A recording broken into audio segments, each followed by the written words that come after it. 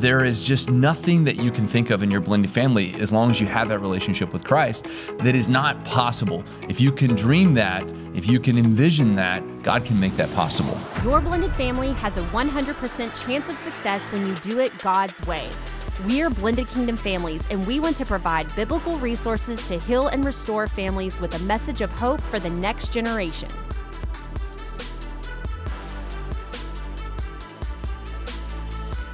Hey guys, welcome to the BKF Podcast. We are so incredibly pumped that you're here with us today. If you haven't already, take an opportunity, like, share, comment. You'll get notified every single time we drop a new podcast. If you're listening on Audible, just know that the full video format of this podcast is on our YouTube channel. You can go subscribe there and be notified every single week when we drop a new podcast. If you've been listening for a while, we have been going through these different episodes where we're covering our book, Blended and Redeemed. Yes. Well, we're coming to the end of that kind of series where we're going to be talking about the last chapter of the book. Yes. Which we're going to call Blended and Redeemed.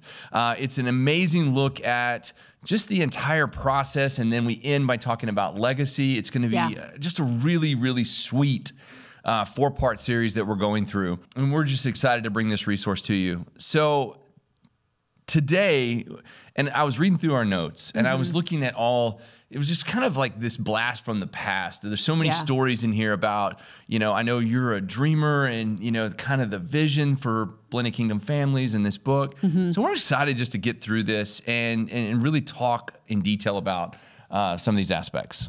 Yeah, I think, coming up to this last chapter, it's been kind of a culmination of just so much work and just prayer and just meeting with so many different couples and families. And it has been such an honor. It has been such a blessing to just be able to journey with God throughout this process. And we are so incredibly excited for the book. And I think our hope through the book is that people would know that there is a hope, and his name is Jesus. And that with him, all things are possible. And really, that's what this last chapter is about. I love that the Bible shows this example after example after example of just everyday men and women whose lives were changed because of miracles worked by God. And we say this, miracles are what God does. Impossible is where he begins. Well, and I know we start looking at this and we say, well, yeah, these stories are in the Bible and they're great stories, and we see how God just redeems people and how he takes people through fire. I also just want to point out something that's just kind of came to me. We interviewed 60 plus families for this book. Yeah. And we heard their stories. Yeah. And we heard the struggles that they went through. But we also heard the tremendous resilience on Jesus and the tremendous resilience that they had as a family to continue walking through fire seasons. And just as he's worked miracles in those families, he can work miracles in your family because he is a man of redemption. And he can do that for us, and he can do that for you.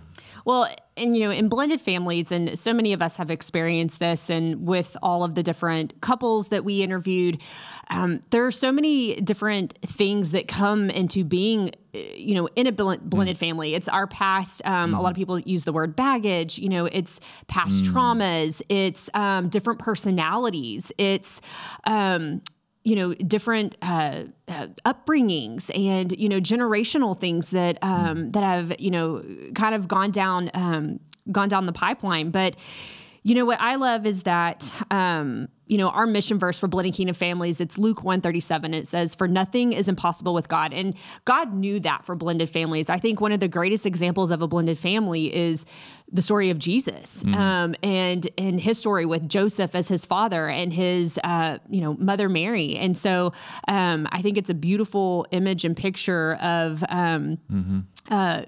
with blended families of what, the enemy may have meant for evil in past relationships or, in years, things that occurred in years before that God can take and use for good in his glory. Well, and we see this, Vanessa, so many blended families, and we've used this kind of saying many times as we've heard that, we're just trying to survive as a blended family. And if we took that into a very practical sense, like you're just trying to get your child to the year of 18, and you're like, okay, now I'm done with my blended family. Yeah. but they feel hopeless. They feel hopeless of redemption. They may not even feel hopeful of what their legacy is going to be or what that child's future is going to be. So again, that's kind of where God's redemption starts. And again, in a few weeks, we're going to talk about legacy. Yeah. We're going to talk about what that means.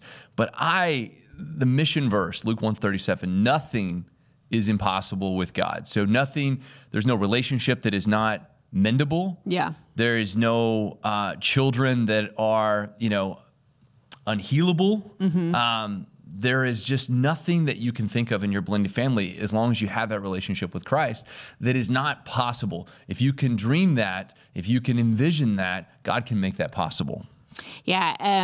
One of the things that we talk about in this chapter, so as Scott said before, I'm a dreamer, and that's just how the Lord speaks to me. And one of the things that we share in the book is this dream that the Lord had given me one night. And the next morning I had a friend call me, one of my godly counsel. She's also one of our prayer partners for the ministry.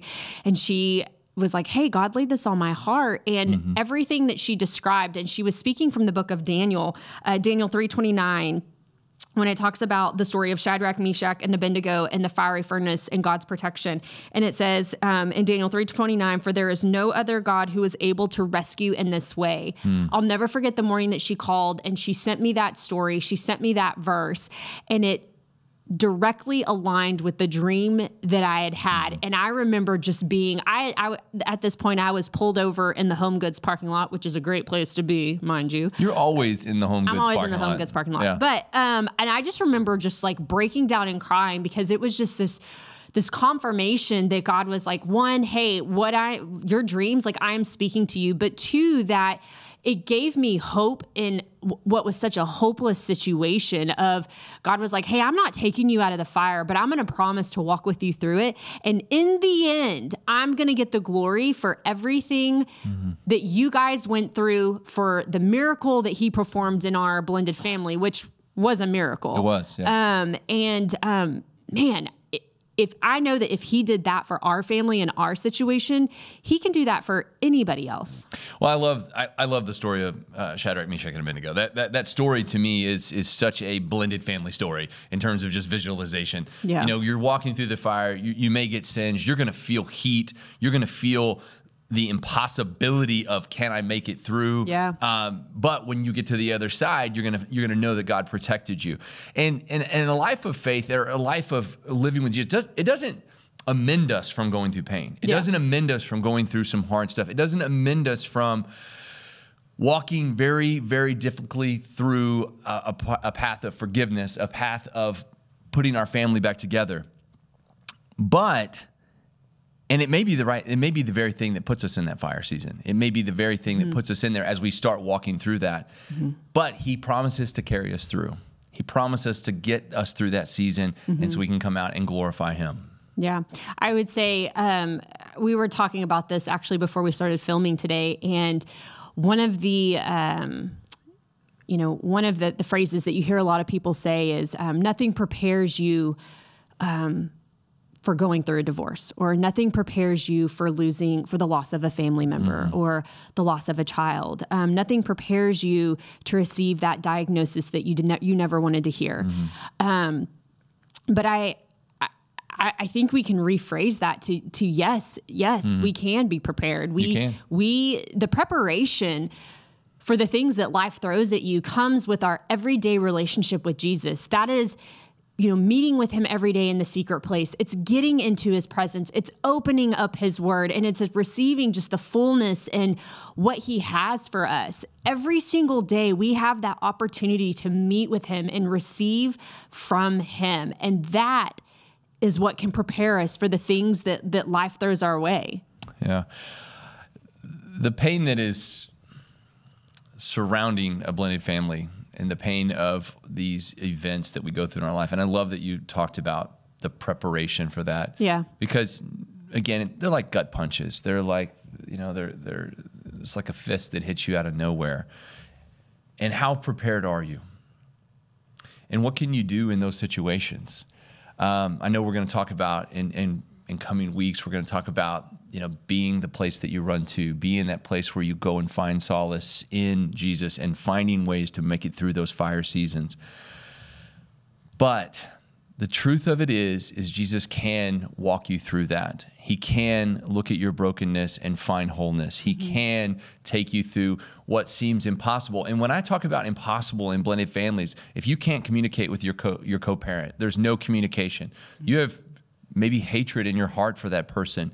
You are putting your children in the middle of that situation, and you don't want to, but somehow it happens. Yeah. These are the impossibilities. Maybe you have no communication with a co-parent and you see your child suffering. These are the impossibilities that you look at when you say, I don't know how I'm going to build a legacy for my blended family if I cannot even find a way to get through tomorrow. Yeah. And that is what we hope through this book, Blended and Redeemed, and really through that chapter 10, which is so important. We push you to the point where you're saying the reliance on Jesus will get you through tomorrow. Yeah. It will start making impossible possible.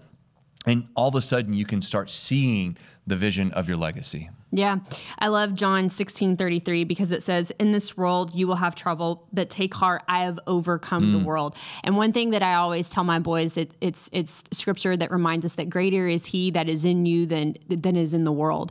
And, you guys, the spiritual reality is that miracles happen every day. Miracles happen in the fire. I would say if you're in a season of opposition and desperation and you are in that wilderness season, man, don't despise that. Embrace it. I will tell you, the fire season is when God will draw out every impure thing in your life. And man, he's going to refine you into something more spectacular, more beautiful. He's going to refine your marriage, your blended family, and make it into something that you never, ever dreamed possible. He did that in our family. And sometimes I look back and I'm just like, wow. I'm blown away just at the goodness that he's done. And so, and I will tell you, in those seasons and in that redemption, that's where God gets the glory. He gets the glory. And that's, you guys, that's it. It's his glory. We can't own that. That's his. And whenever we can share that with other people, and when people can see the example through us, that's hope. That's hope. We as the church, we get to be hope for people when we can take those circumstances and those things, those hard things that life has thrown at us, share it and share how God has walked through us with that. He gets the glory for it. He gets the praise, and people get to know Jesus through that. Yeah. I don't know if I have a lot more to say after that, because I think you did a great job explaining that. And just, I know, being married to you, I know your heart in this. I know that when we look at our fire season and we look at the things that we went through, we see the end result of that. Yeah. And we get to see that in the fruit of watching, our kids grow up. We get to see that watching Michael develop as he develops into a young man. We get to see redemption through that restored relationship. So, guys, we're excited to bring you this last series, Blended and Redeemed. This is the 4-part series where we're closing out. Again, all leading up to September 13th, 2022, which is when the book is actually released. Yeah, so when you're listening to this, the book probably It may be already out. Maybe already out. Yeah. And just so you know, it does have a pastor's companion guide and a study guide as well for leaders. We're also going to be doing our video series as well. Yeah. Helping teach, and you'll be able to do that in small group, mom group, dad group, church group, all the groups. Yeah, and even if you're listening individually and this is maybe the first podcast you're listening to on this, know that you can go back several months where we start talking through chapter 1, going all the way through different series of the book. So you can actually follow along as you're reading and catch that video series with us. So we're excited about it. We're excited you're here with us today, and we hope that you come back next week where we talk more about this series and get into more of the book, Blended and Redeemed. Yes. You guys have a wonderful, wonderful day. Be blessed in all that you do. Hey friends, so glad you were here with us today, and I hope you enjoyed today's episode. You can find more resources from Blended Kingdom Families at blendedkingdomfamilies.com. Join us again next time as we talk about more blended family topics. Be blessed in all that you do, and remember, nothing will be impossible with God.